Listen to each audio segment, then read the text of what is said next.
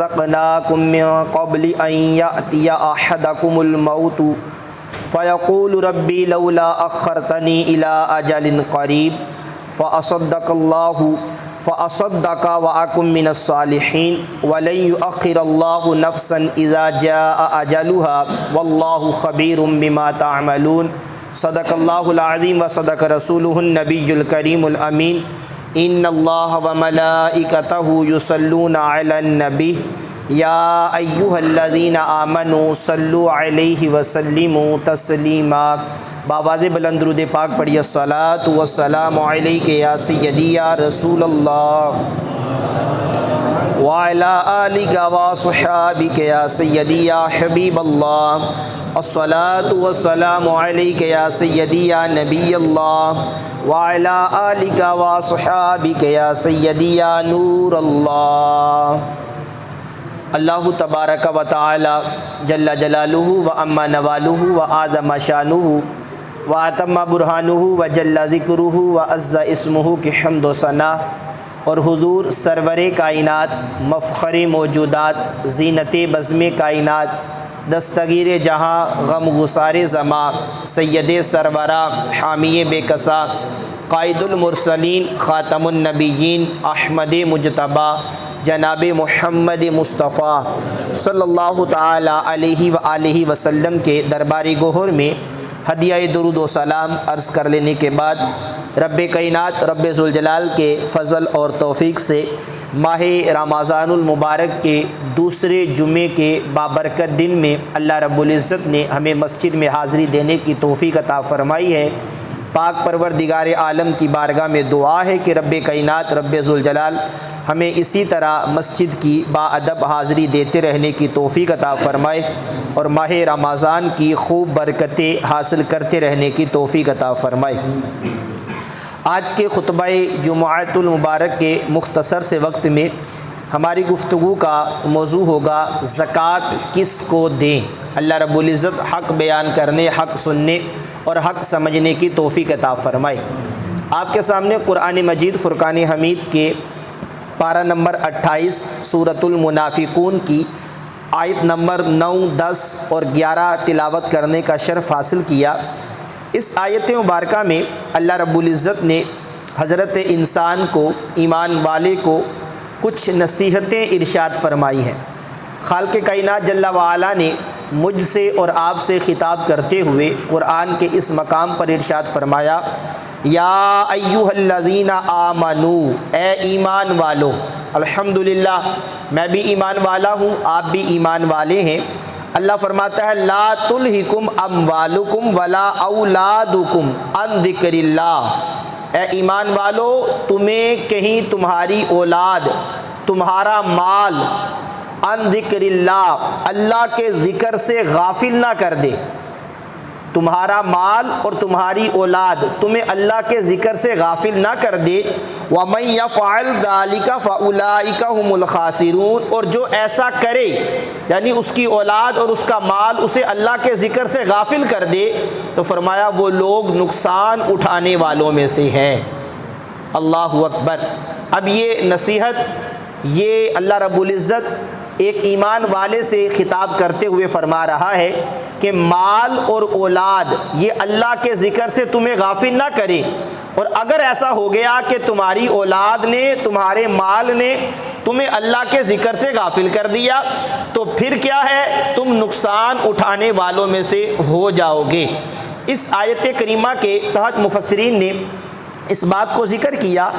کہ اللہ کے ذکر سے مراد کیا ہے۔ یہ تو فرما دیا کہ تمہاری اولاد، تمہارا مال اللہ کے ذکر سے تمہیں غفلت میں نہ ڈال دے، غافل نہ کر دے، تو اللہ کا ذکر ہے کیا؟ تو اللہ رب العزت کا ذکر کیا ہے؟ مفسرین نے اس بات کو ذکر کیا کہ اللہ کے ذکر سے مراد 5 وقت کی نماز ہے۔ اللہ کے ذکر سے مراد 5 وقت کی نماز ہے۔ جو شخص اپنے مال یعنی خرید و فروخت، معیشت و روزگار، ساز و سامان اور اولاد میں مصروف رہے اور وقت پہ نماز ادا نہ کرے، فرمایا ایسا بندہ نقصان اٹھانے والوں میں سے ہے۔ یعنی اپنے روزگار میں مصروف ہے، مال و دولت کمانے میں مصروف ہے، اپنی اولاد میں مصروف ہے اور وقت پہ نماز ہی ادا نہیں کرتا، تو فرمایا ایسا شخص جو ہے یہ اللہ کے ذکر سے غافل ہے اور ایسا شخص نقصان اٹھانے والوں میں سے ہے۔ پھر اسی آیت کریمہ کے آگے اللہ رب العزت نے مزید ارشاد فرمایا وَأَنفِقُوا مِمَّا رَزَقْنَاكُم مِّن قَبْلِ أَن يَأْتِيَ أَحَدَكُمُ الْمَوْتُ، اے ایمان والو جو ہم نے تمہیں رزق دیا ہے، تفسیری ترجمہ اس کا کیا جائے تو اللہ رب العزت ارشاد فرماتا ہے اے ایمان والو جو ہم نے تمہیں رزق دیا، جو ہم نے تمہیں مال و دولت دیا ہے نا، اس مال و دولت میں سے کچھ ہماری راہ میں خرچ کر دو، جو ہم نے تمہیں رزق دیا ہے کچھ ہماری راہ میں خرچ کرو۔ اور پھر آگے اللہ نے یہ بھی ارشاد فرمایا من قبل ان یاتی احدکم الموت، اس سے قبل خرچ کرو کہ تم میں سے کسی کو ایک کو موت آ جائے، یعنی مرنے سے پہلے پہلے جو مال ہم نے تمہیں دیا ہے نا، اللہ فرماتا ہے اس مال میں سے کچھ ہماری راہ میں خرچ کر دو۔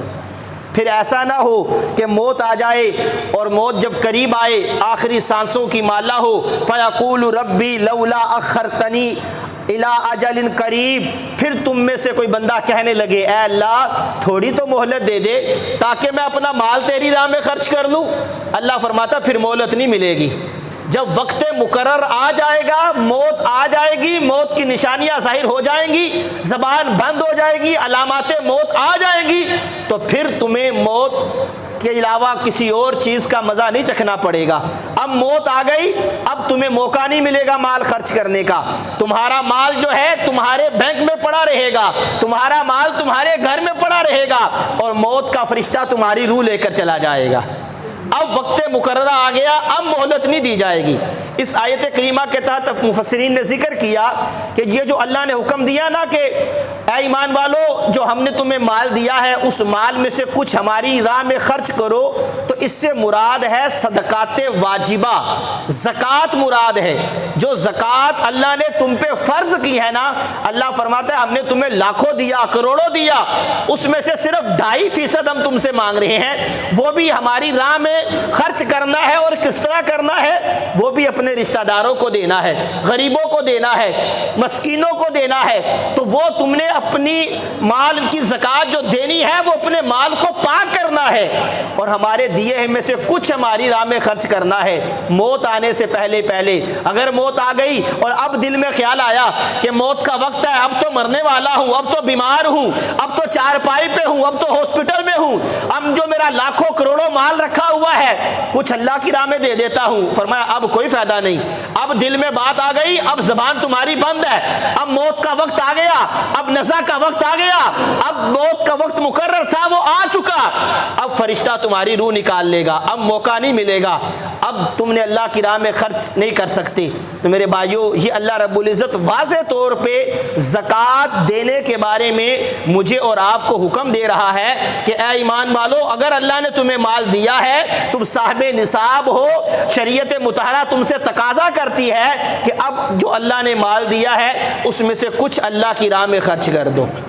تو ابھی ہمارے سانسوں کی مالا جاری ہے، میں بھی غور کروں، آپ بھی غور کریں، اگر میرے پاس اتنا مال ہے کہ اس پر زکوٰۃ بنتی ہے تو اپنی زندگی میں اس پہ زکوٰۃ ادا کر دیں۔ کہیں ایسا نہ ہو کہ اللہ نے جو اس مقام پہ فرمایا کہ موت آ گئی اور اب تم نے ارادہ کیا کہ اب میں زکوٰۃ دے دوں، اب اپنا مال اللہ کی راہ میں خرچ کر دوں، فرمایا اب کوئی فائدہ نہیں۔ اب وہ موت کا وقت مقرر تھا، اب وہ آ پہنچا، اب ہرگز کسی کو مہلت نہیں ملے گی، اب اس کی جان نکال لی جائے گی۔ اللہ اکبر۔ اللہ رب العزت نے یہ واضح طور پہ قرآن مجید فرقان حمید میں ارشاد فرما دیا۔ اور پھر غور کیا جائے تو جو بندہ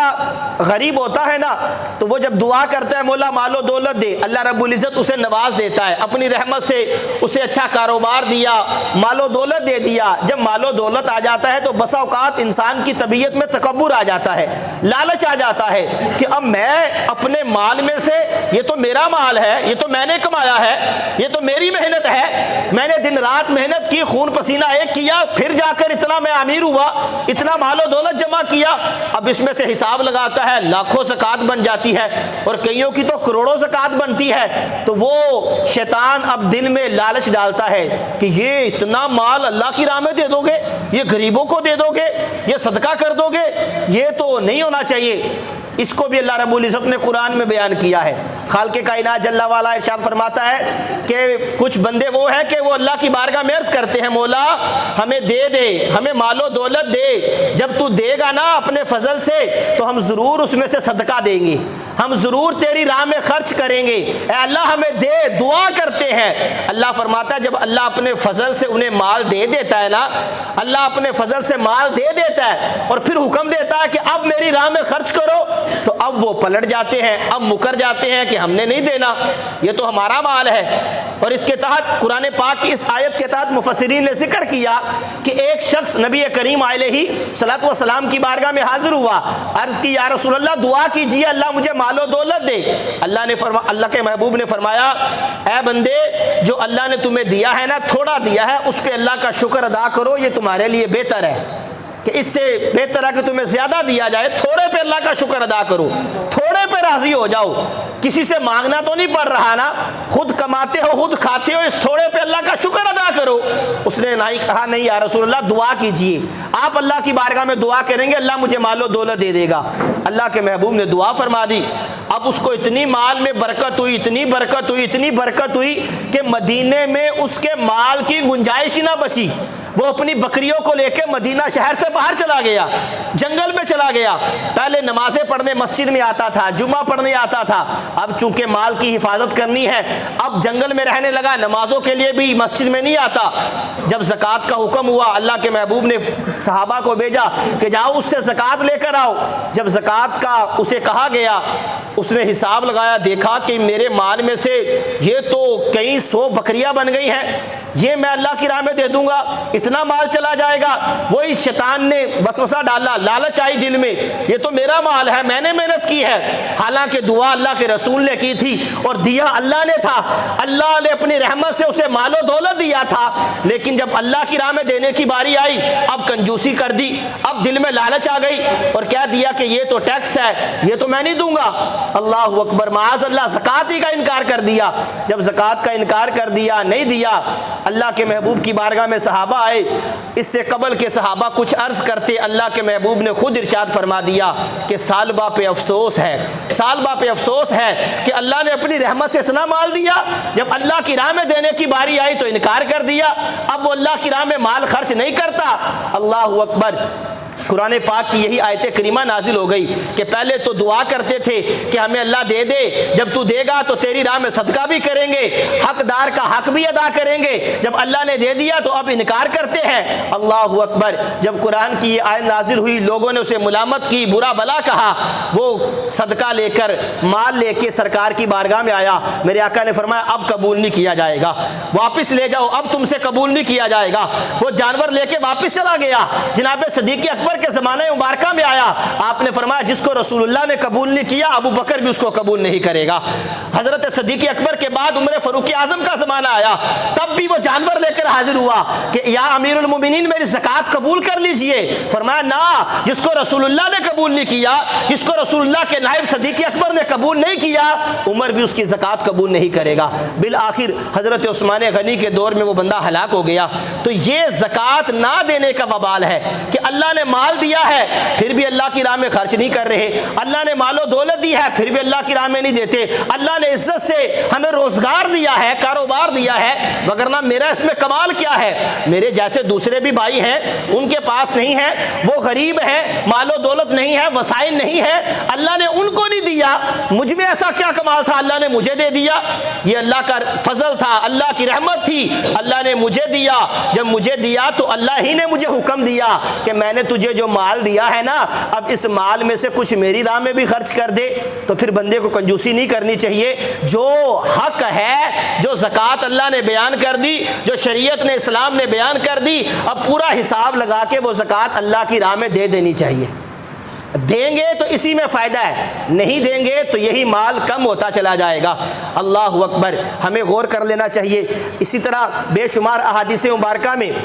زکوٰۃ کے حوالے سے بھی اس چیز کو بیان کیا گیا ہے کہ زکوٰۃ اللہ رب العزت کی راہ میں دینی ہے، اور پھر دینے والا جو ہے یہ یقیناً فائدے ہی میں ہے۔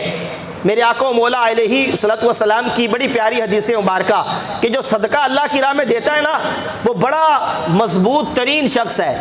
وہ بڑا دل رکھ کے اللہ کی راہ میں دیتا ہے، اور اللہ نے اسے توفیق دی ہے، اور اللہ کی توفیق ہی سے وہ دیتا ہے۔ حضرت انس رضی اللہ تعالی عنہ فرماتے ہیں، میرے آقا کریم علیہ الصلوۃ والسلام نے ارشاد فرمایا، جب اللہ رب العزت نے زمین کو پیدا فرمایا نا تو زمین ہلنے لگی، حرکت کرنے لگی، چونکہ پانی کے اوپر موجود تھی، تو اللہ رب العزت نے زمین میں پہاڑ پیدا کر دیے۔ اب زمین ٹھہر گئی، تو اللہ رب العزت نے جب پہاڑ پیدا کیے تو اللہ رب العزت نے پہاڑ پیدا کر دیے، تو صحابہ نے عرض کی یا رسول اللہ کیا اس سے کیا مضبوط مخلوق بھی اللہ نے کوئی پیدا کی ہے کہ زمین نے حرکت کی، اللہ نے پہاڑ پیدا کیا، زمین رک گئی، کیا پہاڑ سے مضبوط کوئی چیز اللہ نے پیدا کی ہے؟ میرے آقا نے ارشاد فرمایا ہاں، اللہ نے پہاڑ سے مضبوط مخلوق لوہا پیدا کیا کہ جو لوہا پہاڑ کو بھی کاٹ دیتا ہے، پہاڑ کو بھی توڑ دیتا ہے۔ اللہ کے محبوب علیہ الصلوۃ والسلام کی بارگاہ میں عرض کی صحابہ نے یا رسول اللہ کیا لوہے سے بھی زیادہ کوئی مخلوق مضبوط ہے؟ فرمایا ہاں، اللہ نے لوہے سے بھی زیادہ مضبوط مخلوق آگ پیدا فرمائی ہے جو لوہے کو بھی پگھلا دیتی ہے۔ عرض کی آقا کیا لوہے آگ سے بھی زیادہ مضبوط کوئی مخلوق اللہ نے پیدا فرمائی ہے؟ عرض کی ہاں۔ فرمایا ہاں، اللہ رب العزت نے پانی کو زیادہ مضبوط بنایا جو آگ کو بھی بجھا دیتا ہے۔ صحابہ نے عرض کی یا رسول اللہ کیا پانی سے زیادہ کوئی مضبوط مخلوق اللہ نے پیدا فرمائی؟ فرمایا ہاں، اللہ رب العزت نے ہوا کو پیدا فرمایا، جو ہوا ہے وہ پانی کو بھی اپنے اندر لیے اڑتی ہے، پھرتی ہے بادلوں کی صورت میں۔ فرمایا یا رسول اللہ، عرض کی یا رسول اللہ کیا اس سے زیادہ بھی کوئی مخلوق اللہ نے مضبوط پیدا فرمائی؟ فرمایا ہاں، اللہ رب العزت نے انسان اس سے زیادہ مضبوط پیدا فرمایا ہے کہ جو اپنے دائیں ہاتھ سے صدقہ دیتا ہے تو بائیں ہاتھ کو خبر بھی نہیں ہونے دیتا۔ یہ انسان کی تعریف اور اس کی مضبوطی اللہ کے محبوب بیان فرما رہے ہیں کہ انسان جب اللہ کی راہ میں خرچ کرتا ہے نا تو اس انداز سے خرچ کرتا ہے کہ دائیں ہاتھ سے دیتا ہے، بائیں کو خبر بھی نہیں ہونے دیتا۔ لیکن ہمارے یہاں کیا حال ہے کہ ہم دائیں ہاتھ سے دیتے ہیں تو بائیں کو خبر کیا ہونی ہے، پورے محلے کو خبر ہو جاتی ہے کہ اس حضرت صاحب نے صدقہ دیا ہے۔ رمضان کا مہینہ ہے، راشن لوگ تقسیم کرتے ہیں، تو راشن تقسیم کرنے کا انداز کیا ہے کہ جناب سوشل میڈیا پہ تصویر بنائیں گے، فیس بک پہ لگائیں گے، سوشل میڈیا پہ دیں گے جی ماں بدولت نے لاکھوں روپے کا راشن غریبوں میں تقسیم کیا ہے۔ او بھائی، کسی کی عزت نفس کا بھی تو خیال کرنا ہے۔ کوئی سفید پوش آدمی ہے، غریب ہے، تمہارے دروازے پہ مانگنے نہیں آتا، تم جا کر اس کو ایک راشن کا 2، 4، 5 ہزار کا تھیلا دے کے ایک تصویر بنا کے سیلفی بنا کے جناب سوشل میڈیا پہ ڈال کے اسے بدنام کر دیتے ہو۔ اس سے اچھا نہ دیتے۔ یہاں اللہ کے محبوب فرما رہے ہیں مضبوط مخلوق سب سے وہ ہے کہ جو دائیں ہاتھ سے صدقہ دے، بائیں کو خبر نہ دے۔ ہمارے پورے محلے میں خبر ہوتی ہے، پورے خاندان میں خبر ہوتی ہے، ہر بندے کو بتاتے پھرتے ہیں جی میں نے تو آج اس دفعہ زکوٰۃ میں راشن تقسیم کیا ہے، میں نے فلاں کو اتنی زکوٰۃ دی ہے، فلاں کو اتنی زکوٰۃ دی ہے۔ او بھائی، احسان تھوڑی کیا ہے، اللہ نے تمہیں مال دیا تھا، اللہ ہی نے حکم دیا ہے، اللہ کی اطاعت و فرما برداری کر کے دے رہے ہو تو لوگوں کو بتانے کی ضرورت کیا ہے؟ کہیں ایسا نہ ہو کہ یہی زکوٰۃ کل تمہارے منہ پہ مار دی جائے کہ جاؤ تمہاری طرف سے قبول نہیں کرتے، کہ تم نے تو دکھلاوے کے لیے دی تھی، تم نے تو لوگوں کو دکھانے کے لیے دی تھی، تم نے تو سوشل میڈیا کے لیے دی تھی تاکہ وہ تصاویر تمہاری وائرل ہو جائیں۔ اللہ اکبر، آج ہمارے معاشرے میں یہ حال ہے، کسی نے کسی کو کچھ دینا بھی ہوتا ہے تو وہ بھی سب کے سامنے ظاہر کر کے دیتا ہے، حضرت صاحب یہ 1000 روپیہ لے لے، 10 بندوں کے سامنے دے گا تاکہ حضرت صاحب کی رسوائی بھی ہو اور پتہ بھی چلے ماں بدولت نے 1000 روپیہ پیش کیا ہے۔ مولانا صاحب کو کچھ دینا ہے، ہدیہ پیش کرنا ہے تو وہ بھی لوگوں کے سامنے دکھا کے دیں گے کہ جی میں نے بڑی خدمت کی ہے، میں نے مولانا صاحب کو یہ دیا ہے۔ A to Z ہر بندے کی مثال لے لی جائے، رشتہ دار ہے، غریب ہے، اس کو بھی کچھ دیں گے تو پورے خاندان میں بتائیں گے جی میں نے اپنے فلاں رشتہ دار کو اتنا مال دے دیا زکوٰۃ میں، میں نے فلاں رشتہ دار کو زکوٰۃ ڈلوا دی ہے۔ تو یہ نہیں ہونا چاہیے، یہ اچھی بات نہیں ہے۔ اللہ رب العزت نے ہمیں اگر مالدار کیا ہے تو ہمیں چاہیے کہ ہم حقدار کا حق ادا کریں، اس انداز سے ادا کریں کہ کسی کو معلوم بھی نہ ہو، چھپ کے اللہ کی راہ میں جو زکوٰۃ دی ہے وہ اللہ کی راہ میں دے دے، اللہ نے جو مال دیا ہے وہ اللہ کی راہ میں زکوٰۃ دے دے۔ تو ہمیں زکوٰۃ اپنی پوری ادا کرنی ہے، اپنا مال اللہ کی راہ میں خرچ کرنا ہے۔ ابھی جولی بھی لگ رہی ہے، پچھلے جمعے بھی اعلان کیا گیا تھا ہماری مسجد کے لیے کہ سولر سسٹم کی ہمیں حاجت ہے، آگے گرمیوں کا موسم آ رہا ہے، اے سی وغیرہ بھی چلنے ہیں، بجلی کی قیمت آپ کے سامنے ہے، اس کے علاوہ مسجد کی تعمیرات کا کام بھی ہے۔ تو اپنا مال دل کھول کر اس میں ڈالیں، جولی میں جتنی اللہ نے آپ کو توفیق دی ہے یہ مال اللہ کی راہ میں خرچ کریں گے، اللہ رب العزت دین میں بھی برکت عطا فرمائے گا، دنیا میں بھی برکت عطا فرمائے گا۔ دل کھول کے مال دیں۔ اگر ابھی پاس موجود نہیں ہے، بعد میں ہمارے انتظامیہ والوں سے رابطہ کر کے، شوکت صاحب سے، ساجد صاحب سے، ان سے رابطہ کر کے آپ خود آگے بڑھ کے یہ کام کروائیں کہ جی مجھے بتائیں میں کام کرواؤں، کیا کام کروانا ہے مسجد کا، کس چیز کی حاجت ہے۔ تو یہ یاد رکھیے گا زکوٰۃ کے پیسوں میں سے نہیں ہوگا، جو زکوٰۃ ہے وہ مسجد میں نہیں لگتی، وہ آپ نے صاف مال دینا ہے، اپنا حلال طیب پاک مال دینا ہے، اس میں سے یہ اللہ کی راہ میں صدقہ دینا ہے جو مسجد کے لیے دینا ہے، کہ مسجد میں زکوٰۃ نہیں لگتی، کیونکہ زکوٰۃ مال کا میل ہوتا ہے اور مسجد پاک ہے، میل مسجد میں نہیں لگتی۔ تو اپنا صاف ستھرا پاک مال جتنی اللہ نے آپ کو توفیق دی ہے، 500 ہزار، 10,000، 50,000، یہ ضرور اللہ کی راہ میں خرچ کریں۔ اور زکوٰۃ کس کو دیں؟ سب سے پہلے زکوٰۃ جو دینی ہے وہ اپنے رشتہ داروں کو دیکھیں۔ اپنے رشتہ دار اگر غریب ہیں، واقعی حقدار ہیں، سفید پوش ہیں، خاموشی کے ساتھ لفافے میں پیک کر کے عید کا تحفہ کہہ کے ان کو دے آئیں۔ ضروری نہیں ہے بتانا بھی کہ میں تمہیں زکوٰۃ دے رہا ہوں، یہ بھی لوگ بتاتے ہیں جی میں زکوٰۃ دے رہا ہوں، اس میں بھی اگلے بندے کا دل دکھتا ہے کہ یار میں زکوٰۃ کے لیے رہ گیا۔ اب آپ عید کا تحفہ کہہ کے اسے دے دے، یہ بھی زکوٰۃ آپ کی ادا ہو جائے گی۔ ایسا نہیں ہے کہ زکوٰۃ ادا نہیں ہوگی، آپ لفافے میں پیک کریں، جو اللہ نے آپ کو توفیق دی ہے، زکوٰۃ بنتی ہے 10، 20، 50,000، آپ اس کو عید کا تحفہ کہہ کے دے آئیں، بچوں کی عیدی کہہ کے دے آئیں، آپ کی زکوٰۃ ادا ہو جائے گی۔ یقین کریں اس بندے کے دل میں اتنی خوشی داخل ہوگی، وہ دعا کرے گا اللہ آپ کو اور زیادہ عطا فرما دے گا۔ یہ سب سے پہلے اپنے رشتہ داروں کو دیکھنا ہے، اپنے غریب مسلمانوں کو دیکھنا ہے، اپنے پڑوسیوں کو دیکھیں، جو حقدار ہیں ان کو زکوٰۃ دیں، اپنے مال کی پوری زکوٰۃ دیں۔ اگر آپ کو اس کے علاوہ بھی مال بچ جاتا ہے یا کوئی رشتہ دار غریب پڑوسی نہیں ملتا تو پھر آپ اپنے قریبی کسی مدرسے کو دیکھیں جو واقعی علم دین کو فروغ دے رہا ہے، جو قرآن کے حافظ بچے بنا رہا ہے، جو عالم بنا رہا ہے، اس مدرسے میں زکوٰۃ دے۔ لوگ رمضان میں آ کر لوگوں کو راشن دیتے ہیں، لیکن مدرسوں میں پورا سال بچوں کو راشن کی حاجت ہوتی ہے، صبح دوپہر شام 3 ٹائم بچوں کو کھانا کھلانا ہوتا ہے۔ جو رہائشی مدارس ہوتے ہیں آپ اس میں زکوٰۃ دیں۔ الحمدللہ اس پرفتن دور میں دعوت اسلامی یہ دین متین کی خدمت خوب کر رہی ہے اور ہمارے سامنے روزے روشن کی طرح واضح ہے۔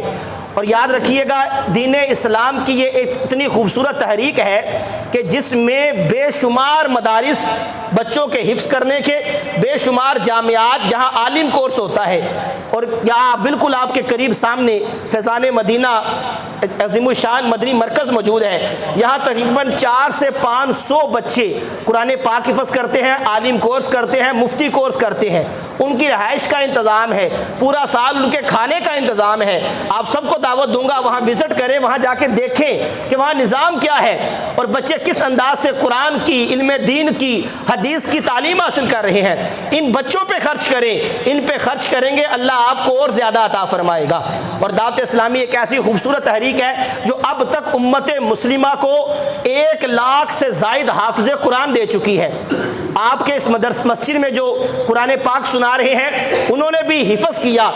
اور پھر جو عالم کورس ہوتا ہے وہ بھی دعوت اسلامی کے تحت رہ کے کر رہے ہیں الحمدللہ۔ تو اسی مسجد میں وہ امام بھی ہیں، نائب امام نمازیں پڑھاتے ہیں۔ تو میرے بھائیوں غور کرنے کی بات ہے کہ جو مدرسہ اتنی دین کی خدمت کرے تو ہمیں چاہیے کہ ہم ضرور اس میں اپنا حصہ ملائیں۔ اور یاد رکھیے گا یہ اتنا وسیع کام ہے ان کا، دعوت اسلامی والوں کا، چونکہ جس کی تعریف ہو وہ کرنی چاہیے۔ واقعی جو کام کرتا ہے اس کی بندہ تعریف بھی کرے کہ یار انہوں نے کام کیا ہے۔ الحمدللہ ہمیں نظر آتا ہے کہ دعوت اسلامی والے کام کر رہے ہیں، ہزاروں مدارس ہیں، ہزاروں علماء فارغ ہو رہے ہیں، ہزاروں حفاظ فارغ ہو رہے ہیں، اور پھر اتنا وسیع نیٹ ورک ہے پورے پاکستان میں اور پوری دنیا میں کہ اس وقت ان کے جو امپلائیز ہیں 50,000 کے قریب امپلائیز ہیں، ملازمین ہیں، جو بچوں کو قرآن پڑھاتے ہیں، جو عالم کورس کراتے ہیں، جو مفتی کورس کراتے ہیں، جو دیگر شعبہ جات میں ہیں، ان کی ماہانہ سیلری فقط 1 ارب 20 کروڑ روپے ہے۔ 1 ارب 20 کروڑ ماہانہ سیلری ہے، تو چونکہ مدرسے میں زکوٰۃ بھی لگتی ہے، تو آپ نے اگر زکوٰۃ دینی ہے اور یقیناً دینی ہے تو اس مدرسے کو، دعوت اسلامی کو اپنی زکوٰۃ دیں۔ اللہ رب العزت ہمارا زکوٰۃ دینا اور دین کی خدمت کرنا اپنی بارگاہ میں قبول فرمائے۔